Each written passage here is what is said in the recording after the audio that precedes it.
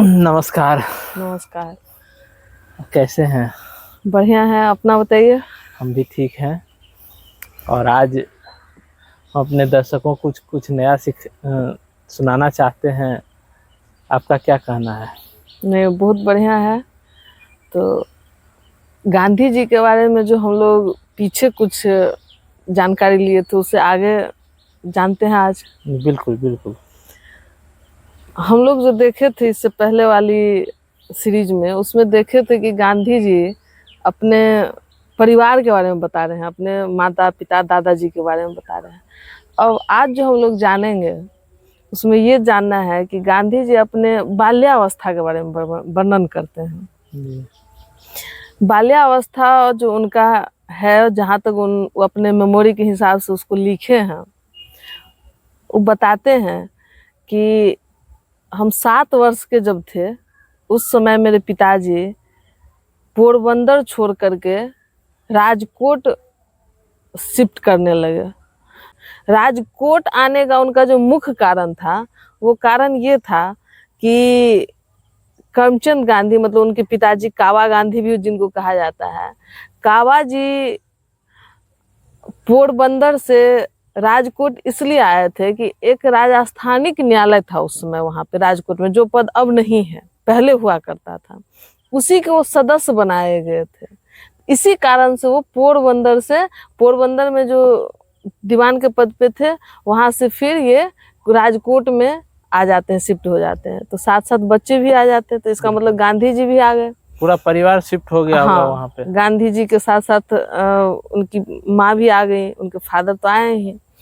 अब गांधी जी का जो प्रारंभिक विद्यालय शुरू होता है वो राजकोट से ही शुरू होता है।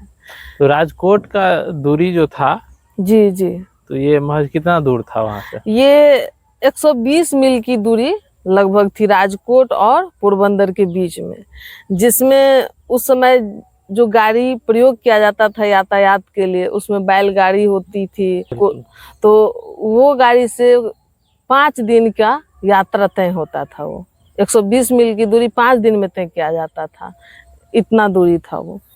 आजकल के जमाने के जैसा था नहीं कि आप ट्रेन पकड़िए, प्लेन पकड़िए, बस पकड़िए और एक स्थान से दूसरे स्थान एक ही दिन में पहुंच जाइए। उस समय तो पूरा बैलगाड़ी से ही जो है हाँ, लोग इधर से तो इधर जाते। इसीलिए वो कोई ना कोई पशु के द्वारा ही उस समय गाड़ी चलता था। तो अब इनकी जो शिक्षा दीक्षा भी होनी थी वो कहाँ शिफ्ट हो गया? राजकोट में। राजकोट में आने के बाद इनका शिक्षा बढ़िया से चलने लगा, लेकिन ये अपने बारे में बताते हैं कि हम उतना तेज विद्यार्थी नहीं थे, हम एवरेज विद्यार्थी, एवरेज भी नहीं, अपने आप को बताते हैं कि मध्यम थे गांधी जी। हाँ, प्रारंभ में तो ऐसे बोलते हैं कि हम मंद बुद्धि के बालक थे, ऐसे वो बताते हैं। तो लेकिन एक इसमें ये बात भी है कि गांधी जी अपने आप को हमेशा कम आंकते थे, जितना वो थे उससे कम अपने आप को समझते थे कि हम उससे कम ही हैं, जिसका मुख्य कारण था कि वो इंट्रोवर्ट सोच के थे। मतलब वो अपनी बात को दूसरे से शेयर जल्दी नहीं करते थे, दूसरों से मिलना जुलना, बात करना, दोस्ती करना, ये सब उनको बिल्कुल पसंद नहीं था। वो अकेला अकेला हमेशा रहना पसंद करते थे। उनको हमेशा महसूस होता था कि अगर कहीं ग्रुप में दोस्तों के साथ हम रहते हैं तो हो ना हो वो मेरा मजाक बना दे। तो ऐसा वो जानबूझ के करते थे कि अंदर से रियली में उनको लगता था कि हम रियली में उनको फील ही ऐसा होता था कि हम मजाक के पात्र बन जाएंगे, हमारे अंदर बहुत सारी कमियां हैं। यहाँ तक उन्होंने बताया है कि हमें हर चीज से डर लगता था, जैसे आप सांप से डर लगता था उनको, भूत से डर लगता था उनको, मतलब अंधेरा से डर लगता था उनको। तो इस प्रकार से कुछ बच्चे ऐसे होते हैं जो अपने आप को हमेशा दबुक दबुक महसूस करते हैं, लोगों से कटे कटे रहना पसंद करते हैं। उनको लगता है कि लोग में बहुत सारा अच्छाई है, मेरे अंदर कुछ अच्छाई है ही नहीं। इसी सोच के गांधी जी अपने आप को बताते हैं कि हम इसी सोच के थे उस समय। तो जब गांधी जी बचपन में हर किसी से कटे कटे रहते थे तो उनका बौद्धिक विकास भी उतना नहीं हो पाता था। वो बताते हैं कि हमारा मित्र सिर्फ और सिर्फ एक था, वो पुस्तक। उनको पुस्तक पढ़ना ही सिर्फ पसंद था। वो भी पढ़ने में अपने आप को बताते हैं कि हम इतना कमजोर थे कि अपने क्लास के किताब को ही पढ़ने में, बार बार पढ़ने में मेरा समय बीत जाता था। हम क्लास से हट के कोई किताब पढ़ ही नहीं पाते थे। इतना कमजोर थे। हमारी चाहत होती थी, गांधी जी कहते हैं कि हमारी चाहत होती थी कि विद्यालय में हमको जो अध्यापक हैं वो हमको डांटे नहीं। अगर वो हमको डांटते हैं या कोई सजा देते हैं तो हमको उतना ही दुख होता था जितना हमारे साथ कोई धोखा दे, हमारे साथ कोई धोखा करे तो दुख होगा, उतना ही दुख होता था पनिशमेंट मिलने पे अध्यापक से, क्लास से, में टीचर से। इसीलिए हम अपने अध्याय को, हम अपने होमवर्क को, गांधी जी अपना बाल्यावस्था में जो होमवर्क करते थे उसको इतना अच्छे से करना चाहते थे कि कोई टीचर हमको पनिश ना करे। लेकिन फिर भी ये होना संभव नहीं था। वो कहते हैं कि हम इतना कमजोर थे पढ़ाई में कि हम चाह के भी वो पनिशमेंट से हम बच नहीं पाते थे। हम इतना अच्छे से होमवर्क करने पे भी उसको प्रस्तुत नहीं कर पाते थे। तो आप समझ सकते हैं कि गांधी जी अपने बारे में कितना सत्य लिख रहे हैं। सही बात है, बिल्कुल। आज के डेट में तो लोग जो है सो करते हैं थोड़ा और उसका जो है सो ब्रॉडकास्ट करते हैं, हम ये करते हैं, ये वो करते हैं, हाँ। तो गांधी जी अपने बारे में एकदम सत्य बता रहे हैं कि हम कितना कमजोर थे। इस चीज को आप समझिए। इसका मैसेज हमको लगता है कि वो यही देना चाहते हैं कि आप कितना भी कमजोर हैं तो आप अपने आप को कम भले समझते हैं लेकिन आप नकारा नहीं, आप कभी भी अच्छा बन सकते हैं। जो गांधी जी आगे बने, हम लोग इसका प्रमाण देखे हैं। बिल्कुल नहीं, आपको भी महसूस होता होगा। जी बिल्कुल। तो इस प्रकार से गांधी जी अपने एजुकेशन लाइफ के बारे में लिखते हैं। एक बार की तो घटना बताते हैं, हाई स्कूल की बात बताते हैं। वो जब हाई स्कूल में चले गए कि एक मिस्टर गाइल्स नाम के शिक्षा विभाग के निरीक्षक थे और विद्यालय का निरीक्षण करने आए थे। तो आप देखते होंगे कि स्कूल में जब कभी निरीक्षण होता है तो बच्चों के बीच में वो जाते हैं अधिकारी और बच्चों को कुछ जांच करने के लिए कुछ शब्द या कुछ सेंटेंस लिखाते हैं। इसी प्रकार से गांधी जी के कक्षा में भी गए वो मिस्टर गाइल्स और बच्चों को 5 वर्तनी लिखाए, शब्द 5 लिखाए कि हर्षी दीर्घी ये सब का जांच करे बच्चा शुद्ध लिख पाता है कि नहीं लिख पाता है। जिसमें एक शब्द का वो जिक्र करते हैं गांधी जी, केटल शब्द, के का ट ल।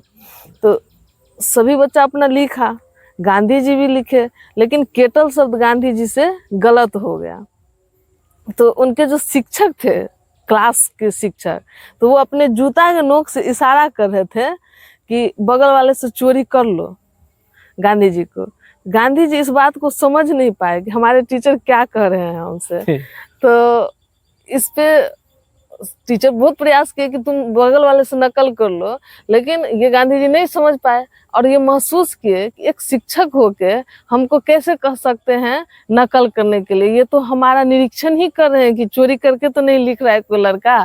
तो मतलब वो गलत करने वाले में भी वो क्या देख रहे हैं, अच्छाई देख रहे हैं, पॉजिटिव देख हाँ, पॉजिटिव देख रहे हैं कि ये हमको चोरी कैसे करा सकते हैं, तो हमारे टीचर हैं, गुरु हैं।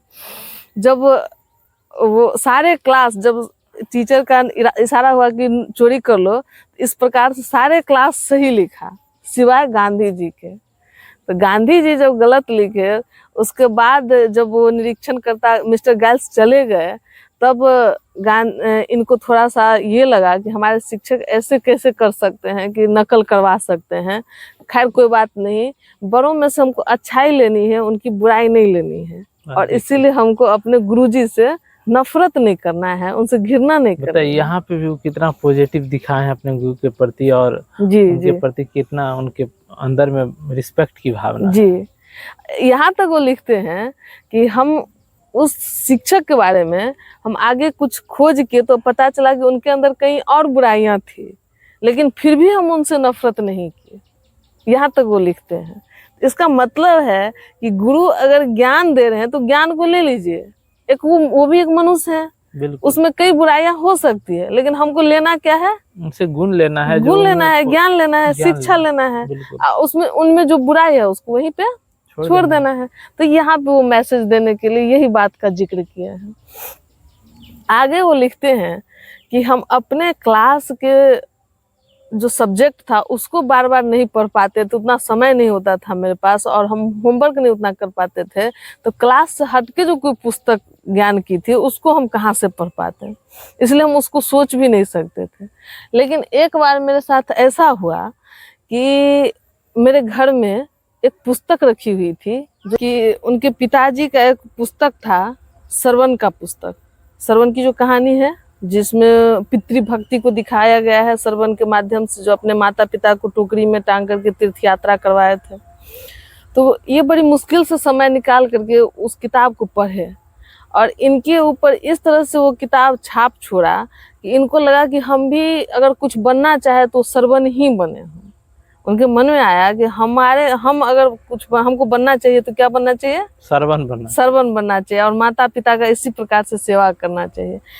उसी दरमियान में हुआ क्या, जब ये श्रवण का बुक पढ़ रहे थे, इनके मोहल्ला में एक नाटक दिखाने वाला लोग आए और नाटक में भी वही प्रस्तुति कर दिए श्रवण की कहानी का। अब इनके दिमाग में वो श्रवण का जो छवि था वो पूरी तरह से बैठ गया और श्रवण के मृत्यु के बाद जो माता पिता का रुदन होता है वो धुन इनके दिमाग में बैठ गया और इनके पिताजी एक बाजा गिफ्ट किए थे, उस बाजा में भी ये उस धुन को बजाने लगे। एक और उनके जीवन में बाल्यावस्था में घटना घटी थी जिसका भी वो जिक्र बार बार करते हैं कि एक कंपनी, जो नाटक कंपनी होती है, उसके द्वारा कहीं पे नाटक प्रस्तुति किया जा रहा था। तो अपने पिताजी से परमिशन लेकर के वो नाटक देखने के लिए गए। वो नाटक राजा हरिश्चंद्र का नाटक था। अब राजा हरिश्चंद्र के नाटक को देखने के बाद इनको ऐसा प्रतीत होने लगा कि इस दुनिया में हर व्यक्ति अपने आप को राजा हरिश्चंद्र जैसे सत्यवादी क्यों नहीं महसूस करता है, वैसा बन करके क्यों नहीं अपने आप को सत्य का आनंद लेना चाहता है। और इनको ऐसा लगने लगा कि यही नाटक मैं बार बार देखूं। तो इस प्रकार से इनके जीवन में एक कर्तव्य का बोध श्रवण से प्राप्त होता है, श्रवण की कहानी से। और राजा हरिश्चंद्र से इनको सत्य की मजबूती का आभास होता है कि सत्य में जीने से क्या आनंद आता है, जिंदगी भर लोगों को सत्य में ही रहना चाहिए, ऐसा वो महसूस करते हैं। तो ऐसी कुछ घटनाएं जो इनके बाल्यावस्था में प्रभाव डाला और इससे यही स्पष्ट होता है कि बच्चों को अच्छे चीजों की दृश्य देखना चाहिए जी। अच्छे चीजों को पढ़ना चाहिए, उनके परिवार वाले को अच्छे चीज के प्रति प्रेरित करना चाहिए। अच्छा लगा आज का जो ये था बाल्यावस्था गांधी जी का, इससे हम जहाँ तक समझते हैं कि हमारे दर्शक भी इस चीज़ को जरूर समझेंगे और अपने परिवार में, अपने समाज में इस चीज़ को लोगों को बताएंगे, ताकि एक गांधी जी का जो विचार है ना, वो किसी भी एंगल से काटने योग्य नहीं रहता है। तो उसको समझने में सबको सरल लगता है और ये जो है अपनापन लगता है। उनका जो भी जीवन का ये काम है जी, सबसे लोग अटैच हो जाते हैं। बिल्कुल बिल्कुल। देखिए, आज बस इतना ही हम कहना चाहेंगे कि आज के जमाना में हर एक तरह का कंटेंट समाज में उपलब्ध है जी जी। लेकिन समाज के जो बड़े बुजुर्ग हैं, घर के जो बड़े बुजुर्ग हैं, वो बच्चों को किस प्रकार का बनाना चाहते हैं वो हम ही लोग को निर्धारित करना पड़ेगा। बिल्कुल बिल्कुल, यहीं से तो तय होता है। और इसीलिए हर बुराई वाले चीज को हटा करके अच्छाई वाले चीज को जितना फैलाएंगे उतना फैलेगा और वैसा ही हमारा भविष्य बनेगा। तो ये इसी प्रकार की बात है। चलिए, बहुत बहुत धन्यवाद आपको इतना बहुमूल्य समय देने के लिए। चलिए फिर अगले टॉपिक पे मिलते हैं जी। धन्यवाद।